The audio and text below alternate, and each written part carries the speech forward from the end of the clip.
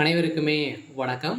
சற்று முன் கிடைத்திருக்கக்கூடிய ஒரு மிக மிக முக்கியமான செய்தி ஒன்று வெளியாகியுள்ளது. சற்று முன் உதயநிதி வீட்டில் புகுந்த அமலாக்கத்துறை, இது மாதிரி பார்த்தீங்கன்னா செய்திகள் வெளியே இருக்கு. ஸோ அனைவருக்குமே தெரியும், உதயநிதி ஸ்டாலின் அவர்கள் பார்த்தீங்கன்னா ஏற்கனவே செந்தில் பாலாஜியுடைய வழக்கில் டாஸ்மாக் நிறுவனத்தில் நடந்த ரைடின் அடிப்படையில் சதுரடியாக உதயநிதியுடைய பேரும் அடிபட்டு இருந்தது இல்லையா. ஸோ இந்த 1000 கோடி பார்த்தீங்கன்னா எங்கே சென்றிருக்கு அப்படின்ற மாதிரி பார்த்தீங்கன்னா அமலாக்கத்துறை அதிரடியாக ரைடுகள் நடத்தியிருந்தாங்க. இந்த ரைடின் அடிப்படையில் 2வது முறையாக நடந்த ரைடின் அடிப்படையில் தான் ஸோ அவர்கள் கொடுத்த வாக்குமூலத்தின் அடிப்படையில் உதயநிதிக்கு தான் இந்த அமௌண்ட் அனைத்துமே சென்றிருக்கு. அதே மாதிரி பார்த்தீங்கன்னா உதயநிதி நயன்தாரா என்ற பேரில் பார்த்தீங்கன்னா ஒரு 1000 கோடிக்கு மேலே பார்த்தீங்கன்னா சொத்துக்கள் ரிஜிஸ்டர் பண்ணியிருக்காங்க. ஸோ இந்த நிலையில் தான் இப்போ அதிரடியாக உதயநிதியுடைய கதை ஒட்டுமொத்தமாக முடிஞ்சிருக்கு. ஸோ இதை பற்றி இந்த வீடியோவில் நம்ம முழுமையாக பார்க்கலாம். ஸோ அதுக்கு முன்னாடி நம்ம சேனலுக்கு இப்போ தான் நீங்கள் முதல் முறையாக வந்திருக்கீங்க அப்படின்னா மறக்காமல் நம்மளுடைய சேனலை சப்ஸ்கிரைப் பண்ணி சப்போர்ட் பண்ணுங்கள். ஸோ வாங்க வீடியோக்குள்ளே போகலாம். ஸோ பார்த்தீங்கன்னா உதயநிதி ஸ்டாலின் அவர்கள் ஏற்கனவே அவர் துணை முதல்வர் ஆனதுலேருந்தே ஒரு மிகப்பெரிய பிரச்சனைகள் அவருடைய வாய்க்குழுப்பாலே பார்த்தீங்கன்னா ஸோ அவருடைய இமேஜை குறைக்கக்கூடிய அளவுக்கு தான் அவர் பேசி வர்றாரு.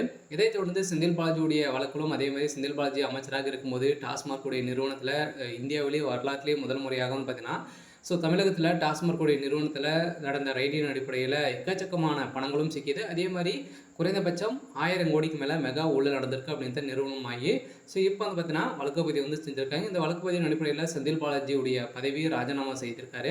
இதை தொடர்ந்து திமுக பார்த்தீங்கன்னா முக்கிய பிள்ளைய திமுகவுடைய அறிவாலயமே பார்த்தீங்கன்னா இதில் சிக்கியிருக்காங்க அப்படின்னு தான் ஒரு மிகப்பெரிய டவுட் பார்த்தீங்கன்னா மாற்றிருக்காங்க. இந்த உதயநிதியுடைய வழக்கை பார்த்தீங்கன்னா இப்போ சிபிஐக்கு மாற்றிருக்காங்க. இந்த அமலாக்கத்துறை வழக்கை சிபிஐ மூலமாக பார்த்தீங்கன்னா ஸோ விசாரிக்க வேண்டும் அப்படின்ற மாதிரி இப்போ அதிரடியாக நீதிமன்றம் உத்தரவு போட்டிருக்காங்க. ஸோ இதன் அடிப்படையில் தான் செந்தில் பாலாஜி அவர்கள் ஏற்கனவே டெண்டர் விஷயத்தில் பார்த்தீங்கன்னா எக்கச்சக்கமான கோடிகள் பார்த்தீங்கன்னா 350 கோடிக்கு மேலே பார்த்தீங்கன்னா அரசுக்கு இழப்பீடுகள் செஞ்சுருக்காரு.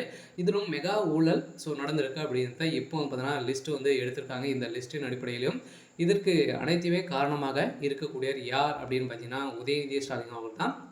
ஸோ இந்த நிலையில் தான் இந்த டாஸ்மாக் நிறுவனத்தில் நடந்த ரைடில் 2வது முறையாக நடந்த ரைடில் சிக்கிய விசாகன், அதே மாதிரி பார்த்தீங்கன்னா திரைப்பட இயக்குனர், இது மாதிரி பார்த்தீங்கன்னா ஒரு 3-4 பேர் பார்த்தீங்கன்னா இதில் சிக்கியிருந்தாங்க.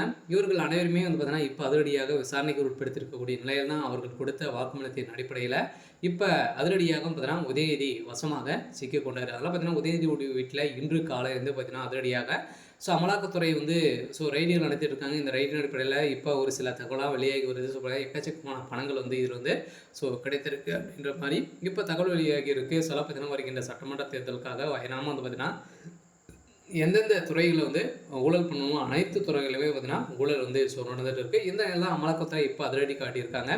சரி, ஓகே. ஸோ இன்னைக்கான அப்டேட் இதுதான். ஸோ மறக்காமல் நம்மளுடைய சேனலை சப்ஸ்கிரைப் பண்ணி சப்போர்ட் பண்ணுங்கள்.